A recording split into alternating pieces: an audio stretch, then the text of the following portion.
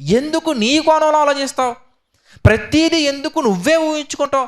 ప్రతిదీ ఎందుకు నీ కోణంలో ఆలోచిస్తావు? ప్రతిదీ ఎందుకు ఓవర్ థింక్ చేస్తూ ఉంటావు? ఆలోచించి ఒకసారి.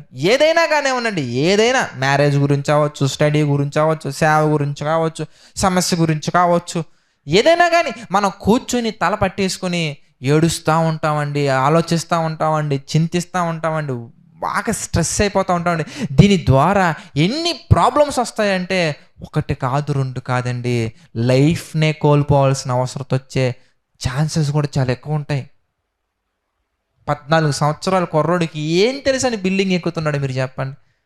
వాడికి లైఫ్ గురించి ఏ అవేర్నెస్ ఉందని బిల్డింగ్ ఎక్కాల్సిన అవసరం వచ్చిందంటే వాడి మైండ్లో చాలా పడ్డాయి, చాలా పడిపోయాయి. అవన్నీ ఆలోచించి ఆలోచించి ఆలోచించి ఆలోచించి ఇంక ఎగ్జామ్స్ ఏం రాస్తారండి వాళ్ళు? పరీక్షలు ఏం రాస్తారండి వాళ్ళు? ఇంకా అంటే మైండ్ ఫ్రీగా ఉంచుకోవట్లా, పెట్టేస్తున్నాం అవి ఇవి ఏవో ఏవో ఏవో ఏవో ఏవో. పెళ్ళైనటువంటి వాళ్ళు పిల్లలు పుట్టకపోయినా వాళ్ళేమనుకుంటారు, వీళ్ళేమనుకుంటారో, వాళ్ళేం చూస్తారు, వీళ్ళేం చూస్తారు. సమాజాన్ని కానీ సమస్యను కానీ సొల్యూషన్ కానీ సమాజాను కోణంలో చూడకండి, మనుషుల కోణంలో చూడకండి. సమాజాన్ని కానీ సమస్యలను కానీ ఏదైనా కానీ మీ కోణంలో చూడొద్దు, మనుషుల కోణంలో చూడొద్దు, లోకం కోణంలో చూడొద్దు. దేవుని కోణంలో మాత్రమే చూడాలి. అప్పుడే మనకంతా కూడా మనశ్శాంతి ఉంటుంది, అప్పుడే మనం ఆరోగ్యంగా ఉంటాం, అప్పుడే మనం దేవుని కొరకు చాలా చేయగలం, అప్పుడే మనం లోకాన్ని జయించగలం, అప్పుడే మనం ఎన్నో గొప్ప దీవెనలు పొందుకోగలం, అప్పుడే మనం దేవుని కొరకు ఎంత దూరమైనా వెళ్ళగలం, ఎన్ని ప్రయాణాలైనా చేయగలం, ఎన్ని కార్యక్రమాలైనా చేయగలం. అలా కాకుండా ఎప్పుడైతే నీ కోణంలో చూస్తావో, ఎప్పుడైతే నీ కోణంలో ఆలోచిస్తావో, ఎప్పుడైతే నీ కోణంలో ప్రతిదీ స్ట్రెస్ ఫీల్ అవుతావో అప్పుడు ఏది చేయలేం. మనం అక్కడే ఎక్కలేసిన గొంగలు అక్కడ ఉన్నట్టుగా ఉంటామండి. అందుకే దేవుని యొక్క వాక్యం సెలవిస్తుంది, మీ మార్గముల కంటే నా మార్గములు ఆకాశము కంటే ఉన్నతమైనవి, మీవి చాలా చిన్నవి. అందుకే మీలో చింతించడం వల్ల ఎవడు మోరడు ఎక్కువ చేసుకుంటాడు చెప్పు? ఎవడన్నా చేయగలదండి? ఎవరేం చేయలేరండి. చింతించడం వల్ల ఏమీ రాదండి. ఇంకొక మాట చెప్పమంటారా? బైబిల్లో ఇంకో మాట ఉంటుందండి, సామెతలలో. మనుషులు ఎన్ని ఆలోచించినా కానీ, ఎన్ని చేద్దాం అనుకున్నా కానీ దేవుడు చేద్దాం అనుకున్నదే నిర్ణయించబడుతుంది, అదే ఫైనల్ అవుతుంది, అదే ఫైనల్ డెసిషన్, తీర్మానం అవుతుంది. మరి ఇంకెందుకు అంత థింకింగ్? ఏమండి, మనం ఎంత చేద్దాం అనుకున్నా కానీ, ఎన్ని చెయ్యాలనుకున్నా కానీ దేవుడు కోరుకుంటేనే ఫైనల్ అవుతుందండి, లేదంటే అవ్వదు. దేవుడు డిసైడ్ అవుతేనే. అందుకే గొప్ప గొప్ప భక్తులు కొన్ని పాటలు రాశారు. ఎన్ని తలచినా ఏది అడిగినా జరిగేది నీ చిత్తమే ప్రభువా, జరిగేది నీ చిత్తమే. జరిగేది ఆయన చిత్తమైనప్పుడు మధ్యలో మన ఇష్టాలు ఏంటండి? మధ్యలో మనం చేసేది ఏంటండి? మధ్యలో మనకెందుకండి అంత ఆరాటం? మధ్యలో మనకెందుకండి అన్నీ ఫీలింగ్స్ ఎందుకండి మధ్యలో? ఒకసారి ఆలోచించినట్లయితే దేవుడు కోరుకున్నది జరుగుద్ది, దేవుడు అనుకున్నది జరుగుద్ది. అందుకే నేను ఎప్పుడు చెప్తా ఉంటాను, ఒక మనిషి నీ దగ్గరకు వచ్చి నీ అంత పనికి మనలో లేడు, నీ అంత యూజ్లెస్ ఫెలో లేరు, నీ వల్ల సమాజానికి ఉపయోగం లేదు, నీ వల్ల దేశానికి ఉపయోగం లేదు, నీ వల్ల ప్రపంచానికి ఉపయోగం లేదు, నీ వల్ల ఏంట్రా ఉపయోగం అని ఎన్ని మాటలన్నా వాడు ప్రపంచాన్నంతా వాడు వెనకాల వేసుకొని నిన్ను ఒక్కడినే చేసి నీ వల్ల ఉపయోగమే లేదని ఎన్ని రకాలుగా మాట్లాడినా పరలోకపు తండ్రి వచ్చి నీ ద్వారానే ప్రపంచం మారుద్ది అన్న ఒక్క మాట చెప్తే చాలండి, ప్రపంచం అంతా ఏకమై కోడే కూసినా కానీ ఉపయోగం లేదండి. ప్రపంచం అంతా కలిసి ఏకమై నీ వల్ల ఏ ఉపయోగం లేదు, నీ వల్ల నష్టాలే ఉన్నాయన్నా కానీ దేవుడు వచ్చి, పరలోకములో ఉన్నటువంటి దేవుడు వచ్చి, ఇతడు నా ఇష్టానుసారుడు, ఇతడు నా ఉద్దేశములన్నీ నెరవేర్చునని చెప్పిన దేవుని మాట నిలబడుతుందా, ప్రపంచం మాట నిలబడుతుందా? మీరు ఆలోచించండి. ప్రపంచములో ఉన్న ఎవడి మాట నిలబడదు. ప్రపంచాలని కలిగించినటువంటి పరలోకములో ఉన్న దేవుని మాట మాత్రమే నిలబడుతుంది. కనుక ప్రపంచం చుట్టూ ఎందుకు చూస్తున్నావు? ప్రపంచం చుట్టూ ఎందుకు తిరుగుతున్నావు? ప్రపంచం కోణంలో ఎందుకు ఆలోచిస్తున్నావు తమ్ముడు? ఎందుకు ఆలోచిస్తున్నావు చెల్లెమ్మ? గుర్తించు, ఆలోచించు ఒకసారి. ఏమండి, నేను ఎప్పుడు ఒక మాట, ఒకటి స్టోరీ టైప్లో ఒకటి ఉంటుంది, ఒక ఆర్టికల్ నేను ఎప్పుడో చూశాను. అది ఒక గాడిద వెళ్తూ ఉంటుందండి, దాని పక్కన భార్యాభర్త ఇద్దరు వెళ్తూ ఉంటారు. సమాజం మాట్లాడుతుందండి, ఎందుకండి మీరు ఇలా చేస్తున్నారు, దాన్ని ఉపయోగించుకోవచ్చు కదా అంటే, సరే ఇద్దరు గాడిద ఎక్కుతారు. గాడిదల్లా ఉన్నారు, మోగ జంతువు మీద అలాగ వెళ్తున్నారు, బుద్ధి లేదని తిడతారండి. ఓహో, ఇద్దరు ఎక్కకూడదేమో అని ఒకరు దిగి ఒకరు వెళ్తూ ఉంటారండి. భార్య నడుస్తూ ఉంటుంది, భర్త మాత్రం గాడిద మీద వెళ్తుంటాడు. తిడతారండి, ఒక ఆడపిల్లని అలా నడిపిస్తున్నావు, నువ్వు మనిషివేనా అని. అప్పుడు గాడిద మీదకి వాళ్ళ వైఫ్ని ఎక్కించి ఈయన మాత్రం నడుచుకుంటూ వెళ్తూ ఉంటారండి. అప్పుడు ఇతగాడేంట్రా పెళ్ళాంకి లొంగిపోతాడు, పెళ్ళాం మాటలు వింటారని. ఇప్పుడు చెప్పండి, గాడిద మీద ఇద్దరు వెళ్తున్నా కానీ ప్రాబ్లమే.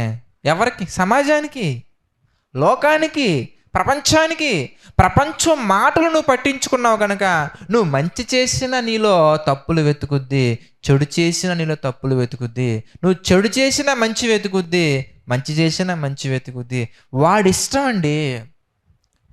ప్రపంచంలో ప్రతి ఒక్కరికి ఒక ఇష్టం ఉంది, ఆ ఇష్టం రకరకాలుగా మారుతూ ఉంటుంది. నువ్వు వాడికి నచ్చినట్టుగా చేద్దామంటే ఏది జరుగుద్ది మీరు చెప్పండి? వాడికి నచ్చినట్టుగా నువ్వు చేద్దాం అనుకుంటే ఏది జరుగుద్ది? ఏం చేయగలం మనం ఇంతకీ? అంటే వాళ్ళకి నచ్చినట్టుగా మనం చేద్దాం అనుకుంటే ఏది చేయలేమండి. విశ్వాసంతో చెయ్యాలి, విశ్వాసాన్ని జయించగలం మనం. దేవుని యందు విశ్వాసము కలిగి విశ్వాసంతో మనం ఏ పనైనా చేయాలి. అంతేగాని వాడు అనుకుంటాడు, వీడు అనుకుంటాడు, వాడు చేస్తున్నాడు, వీడు చేస్తున్నాడు, వాడు ఫీల్ అవుతున్నాడు, వీడి ఫీల్ అవుతున్నాడు, వాడికి నచ్చుతాం, వీడికి నచ్చుతాం.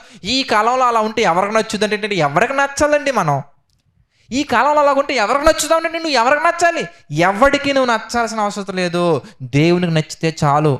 ఎవడు నిన్ను మెచ్చాల్సిన అవసరం లేదు, దేవుడు మెచ్చితే చాలు. ఎవడి కోసం నువ్వు ఏమి చేయాల్సిన అవసరం లేదు, దేవుని కోసం అన్నీ చెయ్యి. నీ బ్రతుకే దేవుడిచ్చింది, దేవుడిచ్చిన బహుమానం. నీవు నీ తల్లిదండ్రులకి దేవుడిచ్చిన బహుమానం. You are a god's gift. నువ్వు దేవుని బహుమానం కనుక దేవునికి నచ్చినట్టుగా మనం ఉండాలి. దేవుడు మనల్ని సృష్టించారు, దేవుడు మనల్ని తల్లి గర్భంలో ఉన్నప్పుడే చూశారు, తల్లి గర్భంలో మనల్ని నిర్మించారు, మన కొరకు ప్రతి అవయవాన్ని ఇచ్చారు, మన కొరకు ప్రతి సృష్టిని చేశారు, మన కొరకు ప్రతి ఒక్కటి అందిస్తున్నారు, ప్రతి ఒక్కటి దయచేసేది దేవుడే. కనుక దేవుని కొరకు మనం బ్రతకాలి, దేవుని కోణంలో చూడాలి, దేవుని కొరకు చెయ్యాలి. దేవుని కొరకు మన ప్రాణాలనైనా కానీ వాక్యానుసారంగా అర్పించవలసిన అవసరత వస్తే అర్పించగలగాలి. అంతేగాని మనసులో ఏవో పెట్టేసుకొని ఇంటర్మీడియట్కి నీ లైఫ్కి సంబంధం ఏంటండి? ఇంటర్మీడియట్కి నీ లైఫ్కి, దేవునికి, ప్రపంచానికి సంబంధం ఏంటండి? సంబంధం లేనటువంటి కొన్ని బ్లాక్స్కి నిన్ను నువ్వు కనెక్ట్ చేసుకొని కొన్ని హృదయంలో పెట్టుకొని వ్యాకులపడి చింతించి చావు దగ్గరికి వెళ్తున్నారండి. అందుకే దేనిని గురించి చింతింపకుడి. చూద్దామన్నమాట. పేతురు గారు రాసినటువంటి మొదటి పత్రిక మనం చూద్దామండి. పేతురు గారు రాసినటువంటి మొదటి పత్రిక 5వ అధ్యాయం మనం చూస్తే, పేతురు గారు రాసినటువంటి మొదటి పత్రిక 5వ అధ్యాయం మనం చూస్తానండి. ఏమండి, 5వ అధ్యాయం మనం చూస్తే 7వ వచనం మనం చూద్దాం. ఆయన మిమ్మును గురించి చింతించుచున్నాడు గనుక మీ చింత యావత్తు ఆయన మీద వేయుడి. చూసారా చక్కగా ఉందో? ఏమండి, ఆయన దేవుడు మీ గురించి ఆలోచిస్తున్నాడు. He is the decision maker. ఆయన నీ విషయంలో డెసిషన్స్ తీసుకుంటారు కనుక don't worry about your life. నీ లైఫ్ గురించి చింతించొద్దు. దేని గురించి చింతించకండి. కనుక ప్రియులారా, ఏ పరిస్థితుల్లో ఎలా ఉండాలో వాక్యానుసారంగా అర్థం చేసుకోండి.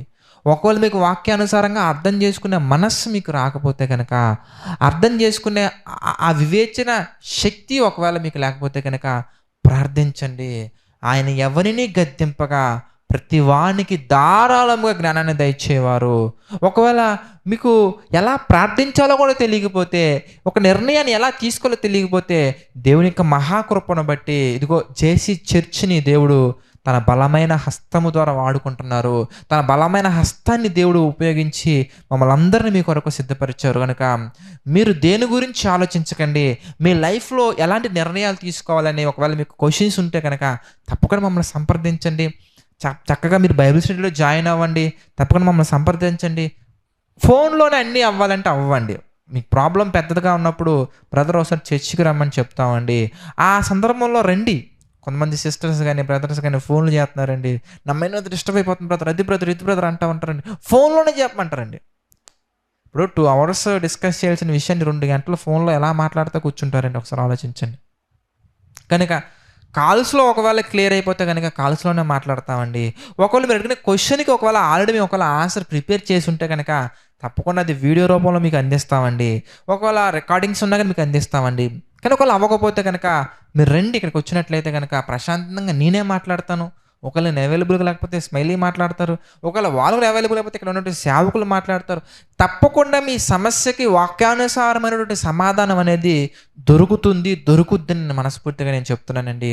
అంత గొప్ప జ్ఞానాన్ని దేవుడు మాకు అందించారు. అందును బట్టి దేవునికి కృతజ్ఞతాస్తుతులు చెల్లించుకుంటున్నాము.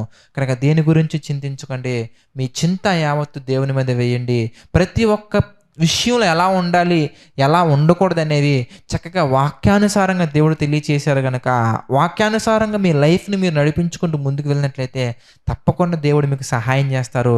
ఈ యొక్క మాటలు మీ అందరి హృదయాల్లో నీరు కట్టి ఫలింపచేయాలని మనస్ఫూర్తిగా